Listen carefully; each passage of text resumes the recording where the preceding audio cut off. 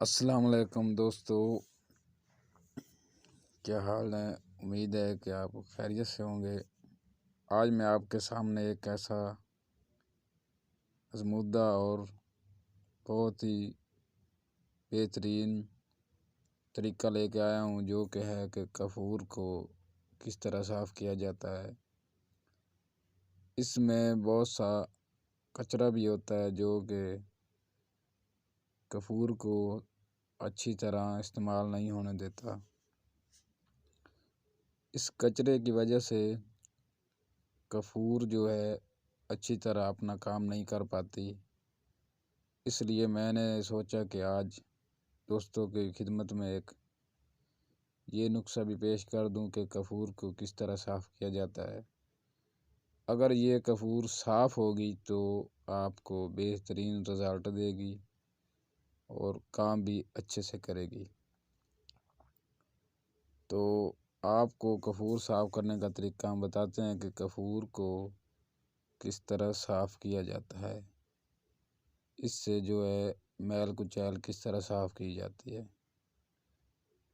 جو بھی چیز ہو اسے استعمال کرنے سے پہلے اچھی طرح صاف کر لیا جائے تو پھر ہی وہ کام کی چیز ہوتی ہے، ورنہ وہ کچرے والی چیز تو اس کا فائدہ ہی نہیں ہے استعمال کرنے کا۔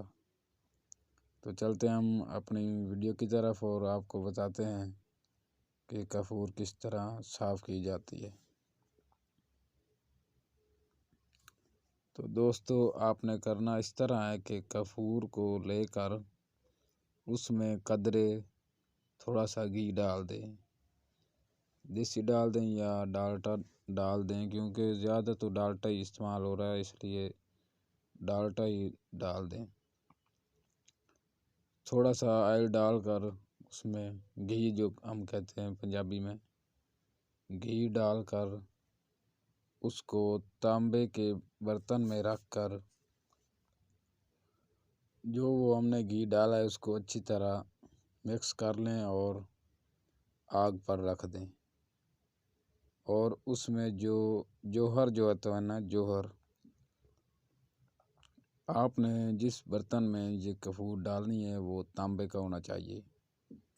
اس تانبے کے برتن میں کافور ڈال کر اچھی طرح مکس کر کے آگ پر رکھ دیں اور اس میں جوہر جو ہوگا اسے اڑا دیں، اور باقی جو خالص کافور ہوگا وہ اوپر آ جائے گا، اور وہی خالص اور عمدہ کافور ہوگا جسے آپ استعمال کر کے اچھا فائدہ اور اچھا رزلٹ استعمال کر سکتے ہیں، اچھا رزلٹ لے سکتے ہیں۔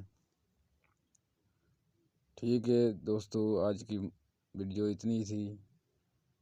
آپ کی معلومات آپ تک پہنچا دی، اور آگے اسی طرح آپ استعمال کریں اور فائدہ اٹھائیں۔